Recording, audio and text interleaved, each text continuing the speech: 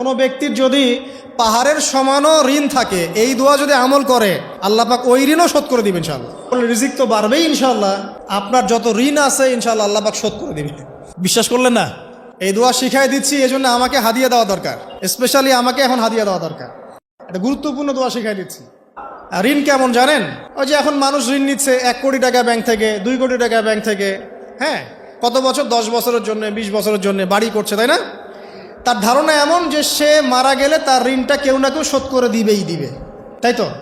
আর আল্লাহর রসুল কি বলছেন দেখেন, একজন মারা গেছেন, নবী সাল্লাল্লাহু আলাইহি সাল্লামের সময় একজন মারা গেছেন। তো নবী করিম সাল্লাল্লাহু আলাইহি সাল্লাম বলছেন, এই ব্যক্তির কি কোনো ঋণ আছে? একজন সাহাবী বলেন, হ্যাঁ ইয়া রাসূলুল্লাহ, তো ঋণ আছে। নবীজি বললেন, তোমরা ওর জানাজা পড়ো, আমাকে ডেকো না। তোমরা ওর জানাজা পড়ে নাও, আমি জানাজা পড়তে চাচ্ছি না। আমি এখন কেমন করে আপনাকে বুঝাবো ঋণ কত ভয়ঙ্কর জিনিস। আপনি যে ব্যাংক থেকে 3-4 কোটি টাকার লোন নিয়ে রাখছেন, লাখ লাখ টাকা লোন নিয়ে বসে আছেন, দিব্যি সুখে বসে আছেন, এমন চিন্তায় যে আপনার মৌত হবে না। আর নবী সাল্লাল্লাহু আলাইহি ওয়াসাল্লামের সময়ে একজন মারা যাচ্ছেন, তিনি বলছেন তোমরা জানাজা পড়ে নাও, আমি জানাজা পড়তে চাচ্ছি না।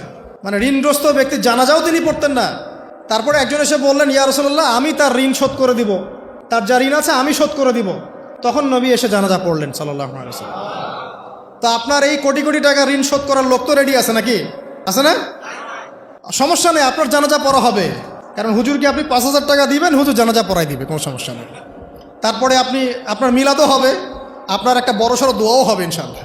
কিন্তু আল্লাহ পাক বলেছেন যে শহীদ, আল্লাহর পথে যুদ্ধ করে শহীদ হয়েছে, এই ব্যক্তির আত্মাও ঝুলে থাকে যতক্ষণ পর্যন্ত না তার ঋণটা শোধ করা হয়। এবার বলেন আমি কি বুঝাবো আপনাকে? আর কিছু বলতে হবে? তো এখন সেই দোয়া শিখাচ্ছি আপনাদেরকে, যে দোয়া শিখলে আপনারা ঋণ থেকে বাঁচবেন ইনশাআল্লাহ। কত দিবেন বলেন? হ্যাঁ, এই তো শুকরিয়া। দোয়া করবেন যেন আল্লাহ পাকের দিনটাকে আল্লাহর জমিনে প্রতিষ্ঠা করতে পারে। আমার সাথে বলেন, দোয়াটা হচ্ছে আল্লাহুম্মা ইকফিনি বিহালালিকা আন হারামিকা ওয়া আগনিনি বিফদলিকা আম্মান সিওয়াকা।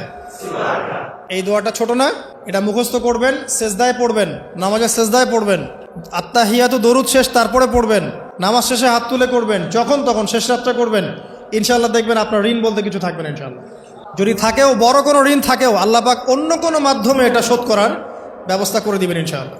আমার জীবনে এমন ঘটনাও ঘটেছে, এটা এখন গল্পটা মনে পড়ে গেল তাই বলছে, যে 1,20,000 টাকা ঋণ আছে আমার, শোধ করার কোনো অপশন নাই। আচ্ছা, আমার চোখে ধরা পড়ছে না যে 1,20,000 টাকা আমি কেমনে দিব। কি হলো, হঠাৎ করে আমরা একটা সার্কুলার দেখলাম যে সারা বাংলাদেশে ইসলামিক ট্যালেন্ট খোঁজা হচ্ছে। 2000 এটা মনে হয় 17 কি 18 সালের কথা, হ্যাঁ 18 না, আচ্ছা 18। তো হ্যাঁ, আলোকিত কেন। তো এখন আমার ওয়াইফ বলছেন যে আপনি এটাতে অ্যাপ্লাই করেন। আমি অ্যাপ্লাই করবো, এটা তো আলেম ওলামাদের প্ল্যাটফর্ম, আমি এখানে জেনারেল থেকে আসা মানুষ কেমন করে কি। তো সে বলছেন না, আপনি পারবেন ইনশাল্লাহ, আপনি পড়াশোনা করেন ইনশাল্লাহ পারবেন। তো আমি দেখছি আগে প্রাইস কি আছে, কষ্ট তো করবো, আগে দেখি পুরস্কারটা কি। তো পুরস্কারটা দেখছি যে একটা ওমরা করাবে।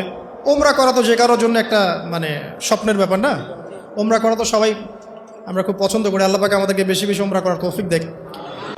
আর লেখা আছে যে ফার্স্ট প্রাইজ 3 লাখ টাকা, second prize 2 lakh, third prize হচ্ছে 1 লাখ টাকা। আচ্ছা ঠিক আছে। তারপর টানা 4 কি 5 মাস দৈনিক 10 থেকে 12 ঘন্টা করে পড়েছে। টানা 4 থেকে 5 মাস দৈনিক 10 থেকে 12 ঘন্টা, নাওয়া খাওয়া সব ওখানেই। আর যতটা সহজ মনে করছেন আসলে কিন্তু প্রতিযোগিতা অত সহজ নয়। আসলে যে কোনো জায়গা থেকে প্রশ্ন আসতে পারে, আকিদা, সিরাত, ইতিহাস, এটা ওইটা অনেক টপিক, প্রায় 36টা বিভাগ আছে। তো আলহামদুলিল্লাহ কিভাবে জানি আস্তে আস্তে উঠতে পারলাম।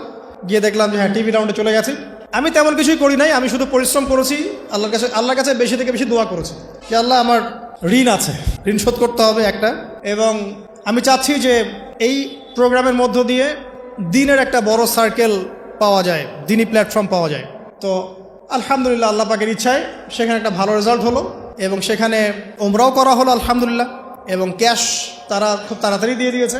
আমি পুরো ক্যাশটা আগে পেয়েই আগে ঋণটা শোধ। এখন এই সময় কিন্তু আমি দোয়াটা করেছি, আল্লাহুম্মা কফিনি বিহালালিকা আন হারামিক ওয়া আগনিনি বিফদলিকা আম্মান সিওয়াক। দেখেন, আমি কিন্তু জানতামও না এমন কোনো প্রতিযোগিতা হবে, আমি সেখানে পার্টিসিপেট করব, ওই ওসিলায় ওমরা করব, ওই ওসিলায় আবার ঋণও শোধ হবে, আমার কিন্তু মাথায় ছিল না।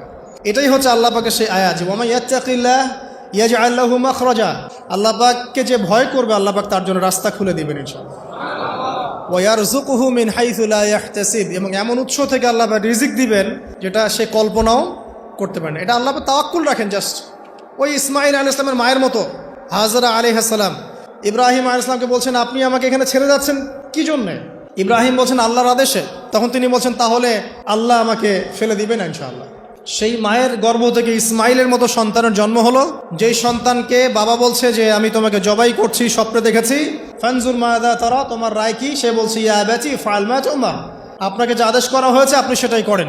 সাতাজিদুনি ইনশাআল্লাহু মিনাস সাবিরিন, ইনশাআল্লাহ আপনি আমাকে ধৈর্যশীল পাবেন। দেখেন কোন মায়ের গর্ভ থেকে কোন সন্তান। তাকে কি বাবা মানুষ করেছিলেন? না, তাকে তার মা মানুষ করেছে। তো ওই রকম তাওয়াক্কুলকারিনী হাজরা আলাইহিস সালামের মতো মা যদি ঘরে ঘরে থাকে, বোন আর স্ত্রী ঘরে ঘরে থাকে, তখন ইসমাইলি প্রজন্ম আসবে ইনশাআল্লাহ।